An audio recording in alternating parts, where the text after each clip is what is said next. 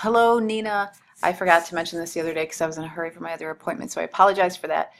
But let me show you how to find a specific journal title in which to search just within that to narrow your search a lot.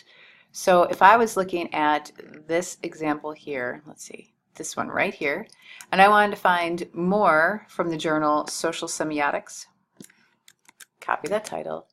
You go back to the library homepage. Under the Research tab, you will go to Journals A to Z, and see if we have access to it. And we do. From 1997 to present in Taylor and Francis. This one is, well, in Academic Search Premier, but it's up to 18 months ago, and you probably want the most recent information. So all you do is click on the link to the database, and it will take you to this journal, and then you can search within this journal specifically.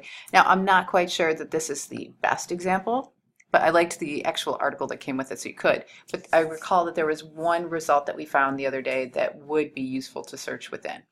So that's a brief tutorial for you. Let me know if you have additional questions as you complete this assignment. Thanks.